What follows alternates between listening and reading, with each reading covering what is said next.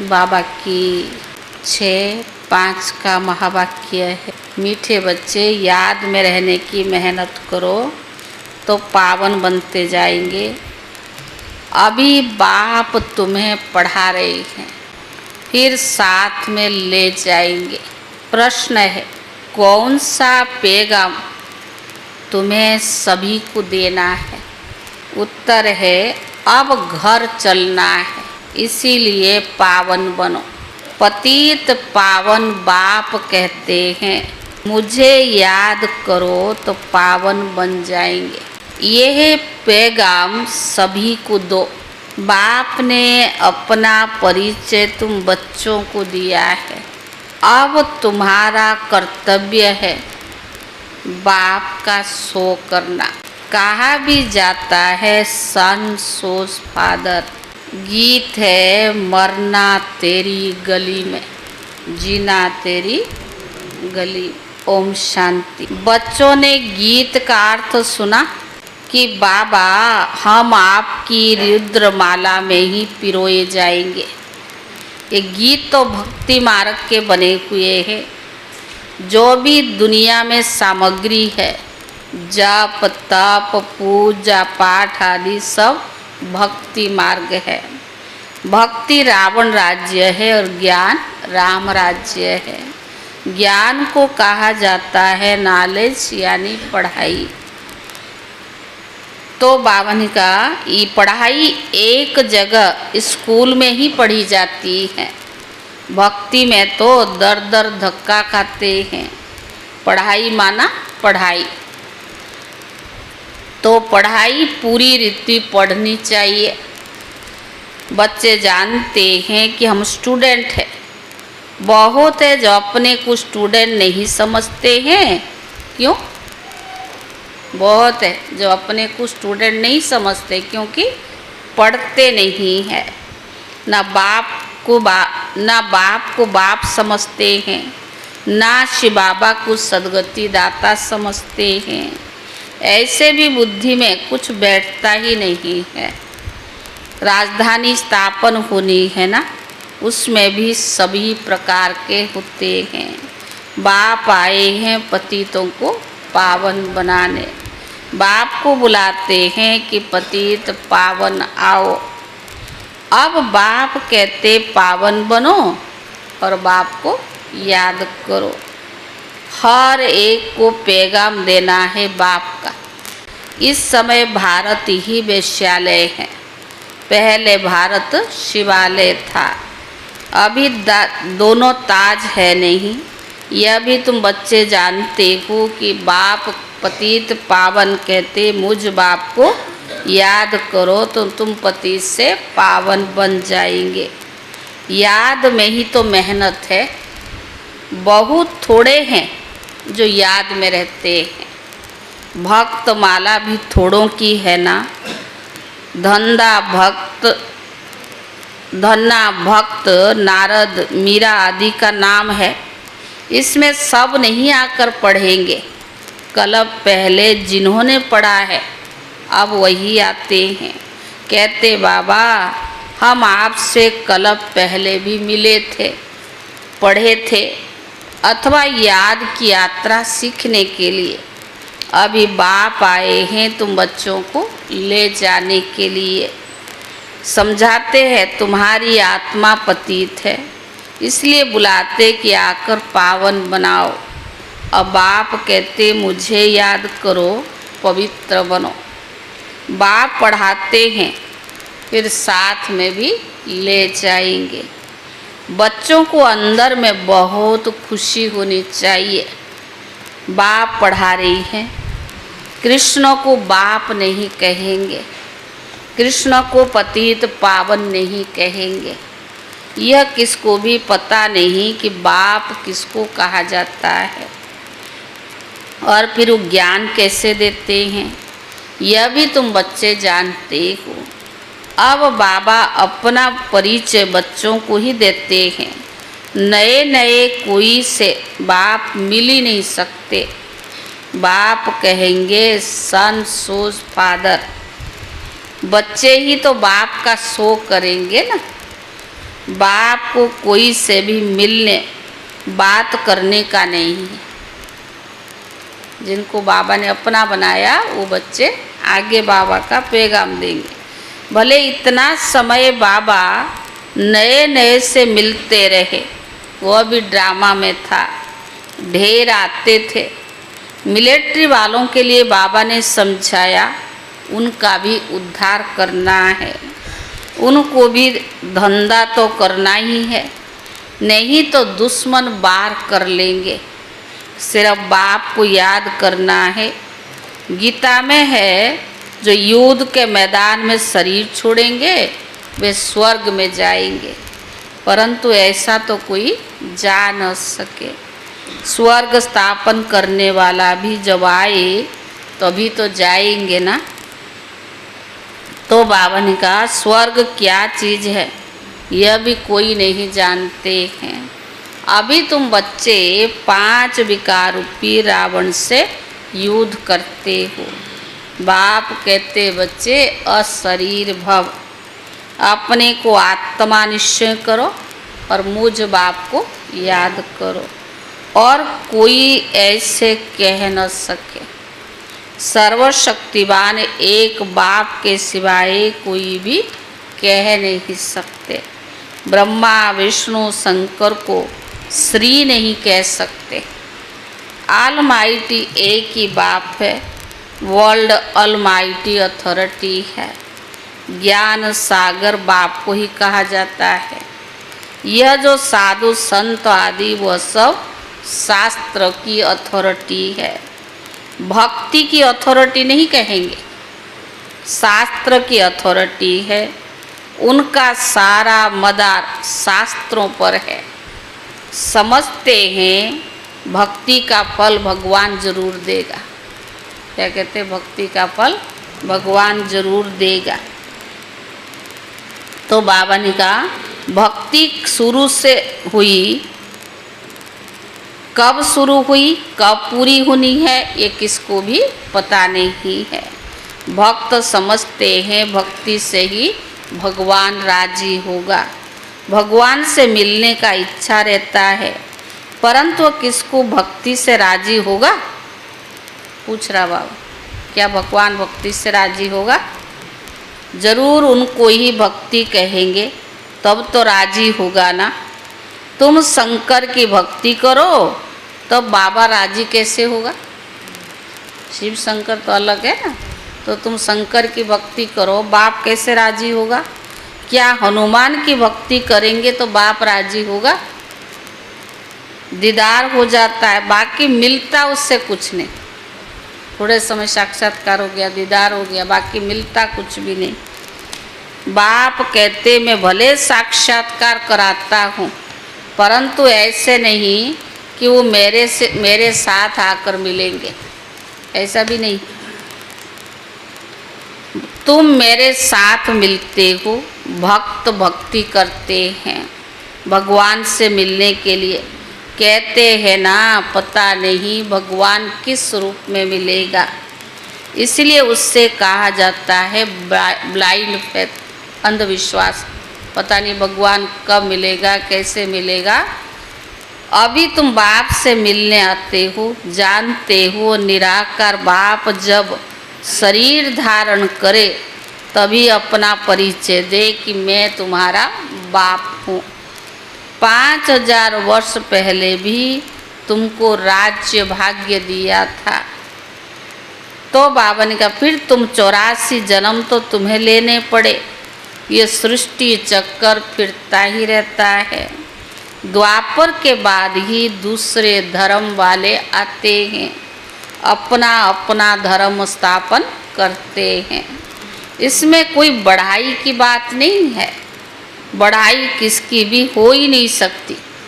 यह ब्रह्मा की बढ़ाई तब है जब बाप आकर प्रवेश करते, तो शिव बाबा की प्रवेशता है तब इनकी भी वैल्यू है। नहीं तो ये भी धंधा करता था, इनको थोड़ी पता था कि मेरे में भगवान आएंगे। बाप ने प्रवेश कर समझाया कि मैंने इनमें कैसे प्रवेश किया, कैसे इनको दिखाया, मेरा सो तुम्हारा और तुम्हारा सो मेरा। देख लो तुम मेरे यादगार मददगार बनते हो अपने तन मन धन से, तो उनकी अब्जा में तुमको ये मिलेगा। बाबा ने साक्षात्कार कराया ब्रह्मा बाबा को कि तुम तन मन धन सफल करते हो और उसके बदले में तुम्हें ये मिलता है। बाप कहते मैं साधारण तन में प्रवेश करता हूँ, वह भी अपने जन्म को नहीं जानता है, परंतु मैं कब आता हूँ कैसे आता हूँ यह भी किसको पता नहीं है। अभी तुम देखते हो यह साधारण तन में बाप आए हुए हैं, इस द्वारा हमको ज्ञान और योग सिखला रही हैं। ज्ञान तो बहुत सहज है, नरक का फाटक बंद हो स्वर्ग का फाटक खुले तो कैसा खुलता है यह तुम जानते हो। द्वापर में रावण राज्य शुरू होता है, अर्थात नरक का द्वार खुलता है और नई दुनिया को आधा आधा में रखा जाता है। तो अब बाप कहते मैं तुम बच्चों को पति से पावन बनने की युक्ति बताता हूँ। बाप को याद करो तो जन्म जन्मांतर की पाप नाश हो जाए। इस जन्म में पाप भी बनाते हैं, इस जन्म में पाप भी बनाते हैं, याद में रहते हैं ना क्या, याद में रहते हैं ना क्या पाप किए, क्या क्या दान पुण्य किया। इसको अपने छोटेपन का भी पता है ना, ब्रह्मा बाबा को भी अपने बचपन का सब पता है। तो बाबा ने कहा श्री कृष्ण का ही नाम सामरा और गोरा है, श्याम और सुंदर है, इनका अर्थ कोई की बुद्धि में आएगा ही नहीं। नाम श्याम सुंदर है तो चित्र में भी काला बना दिया है। रघुनाथ के मंदिर में देखेंगे वहाँ भी काला, हनुमान के मंदिर में देखो तो वो सबको काला बना देते हैं। यह है पतित दुनिया। अभी तुम बच्चों को फिक्र रहना चाहिए, कौन सा पति से पावन कैसे बनना। अभी तुम बच्चों को फिक्र रहना चाहिए कि हम सांवरे से सुंदर कैसे बने। उसके लिए बाप की याद में रहते हो। बाप कहते ये अंतिम जन्म है, मुझे याद करो तो पाप भस्म होंगे। जानते हैं बाप आए हैं हमें ले जाने के लिए, मालूम पड़ा है ना कि भगवान आया है हमें ले जाने के लिए, तो ज़रूर यहाँ ही तो शरीर छोड़ेंगे ना। शरीर सही थोड़ी ले जाएगा, परमधाम में जगह ही नहीं होगा, उठा के कैसे ले जाएगा। तो बाबा ने कहा शरीर तो यहाँ ही छोड़ेंगे। पतित आत्माएं भी जा न सके, जरूर बाप पावन बनाने की युक्ति भी बताएंगे। तो कहते मुझे याद करो तो विकर्म विनाश हो। भक्ति मार्ग में अंधश्रद्धा है। शिव काशी कहते, फिर कहते शिव ने गंगा लाई, भागीरथ से गंगा निकली। अब पानी माथे में कैसे निकलेगा। भागीरथ के ऊपर पहाड़ पर बैठा है क्या जिसकी जटाओं में गंगा आएगी। पानी जो बरसता है सागर से खींचते हैं। तो बाबा ने कहा जो सारी दुनिया में पानी जाता है, नदियाँ तो सब एक तरफ है, पहाड़ों पर बर्फ़ जम जाती है, वह भी पानी आता रहता है। पहाड़ों के अंदर गुफाओं में पानी रहता है, वह फिर कुआओं में आता रहता है, वह फिर बरसात के आधार पर है। बरसात न पड़े कुआएं भी सूख जाती है। कहते हैं बाबा हमको पावन बनाकर स्वर्ग में ले चलो। आस ही स्वर्ग कृष्णपुरी की आस क्या रखते हैं, स्वर्ग और कृष्णपुरी। विष्णुपुरी का तो किसको पता ही नहीं है। श्री कृष्ण के मूर्ति कहेंगे, जहाँ देखो कृष्ण ही कृष्ण है। अरे जबकि परमात्मा सर्वव्यापी है, तो क्यों नहीं कहते जिधर देखो उधर परमात्मा है। परमात्मा के मूर्ति फिर ऐसे कहते, सब उनके ही रूप है, वही सारी लीला कर रहे हैं, भगवान के रूप धरे हैं लीला करने के लिए। तो जरूर अभी लीला करेंगे ना। परमात्मा की दुनिया में स्वर्ग देखो, वहाँ गंदगी की कोई बात नहीं होती। परमात्मा ने जो दुनिया बनाई वो कौन सा है? स्वर्ग है। वहाँ कोई गंदगी होती नहीं है। यहाँ तो गंदी गंध है। फिर यहाँ पर कह देते कि परमात्मा सर्वव्यापी है, परमात्मा ही सुख देते हैं। बच्चा आया सुख हुआ, मरा तो दुख होगा।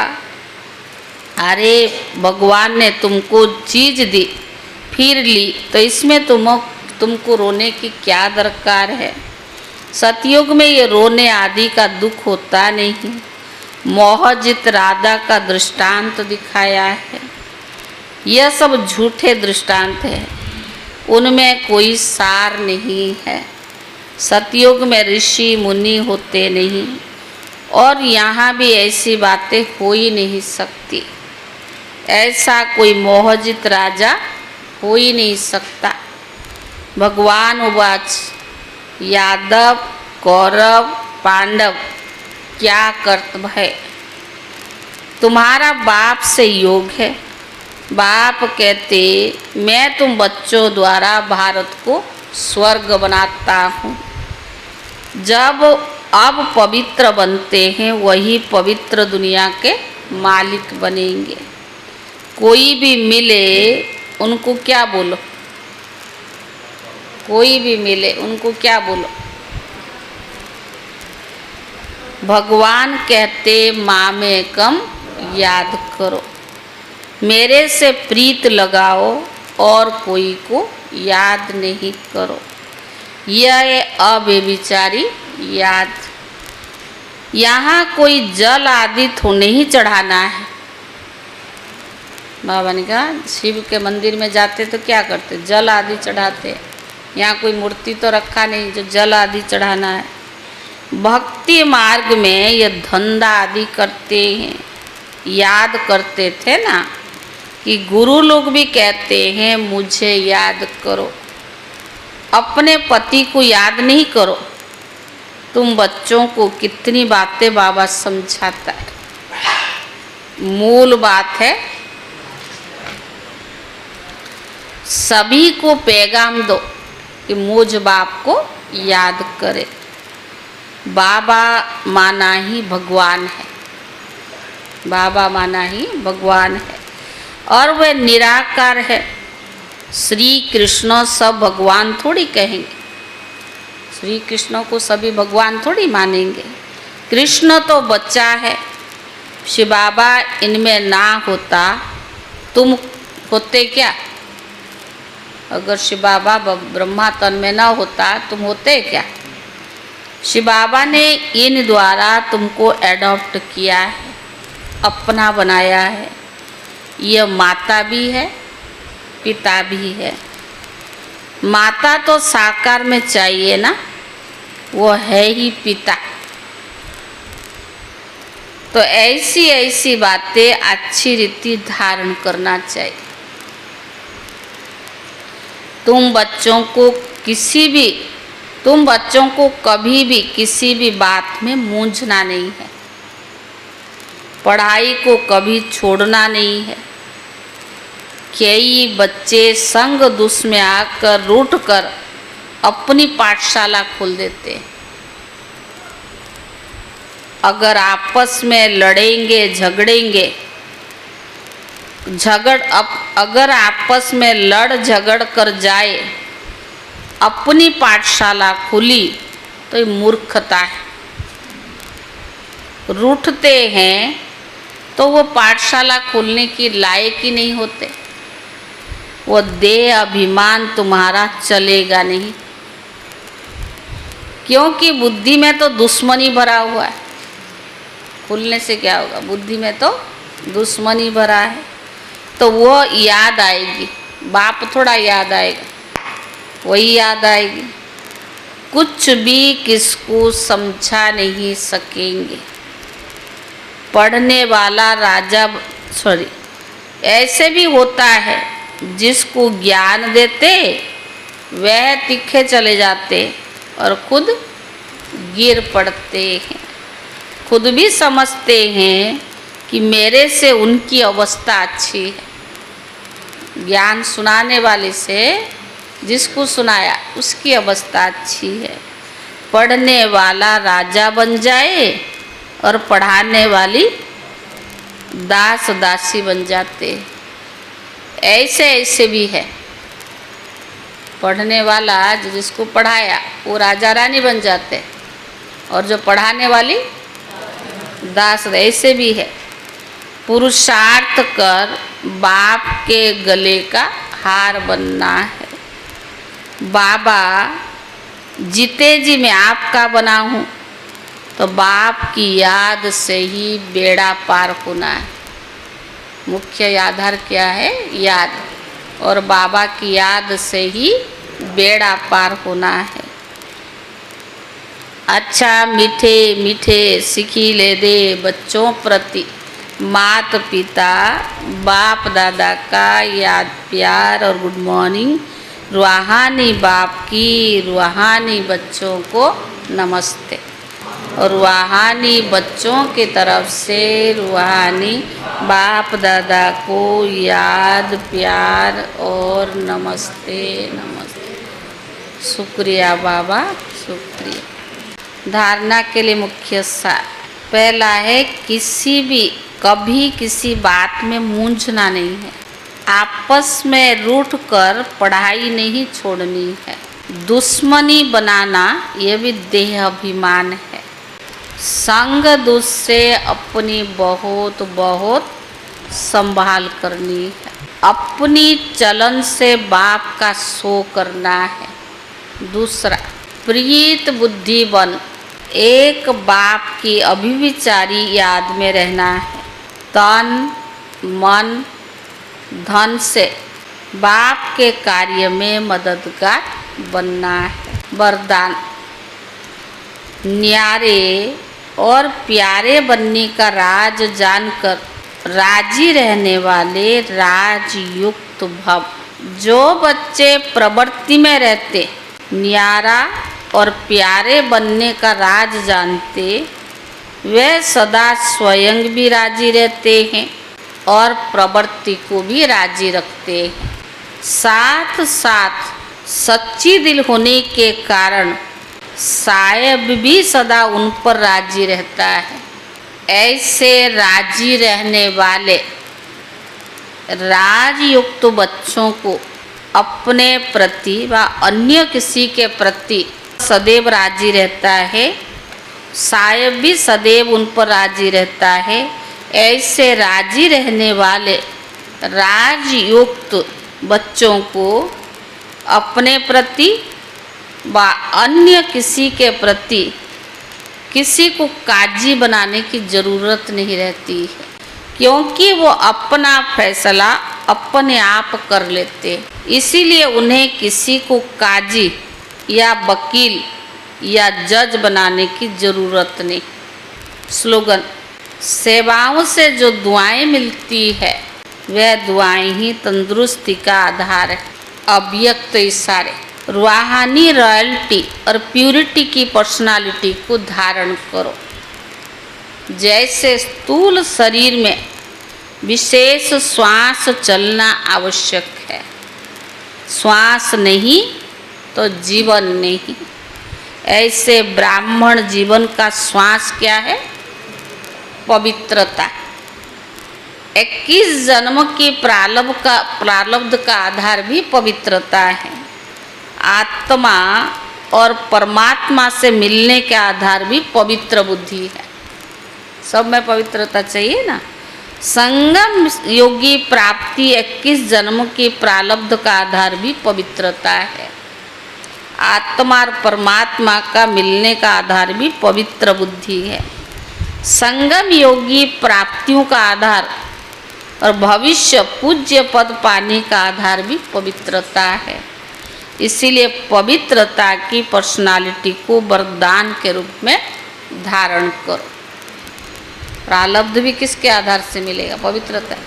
इसलिए बाबा ने कहा पवित्रता की पर्सनालिटी को वरदान के रूप में धारण करो। ओम शांति।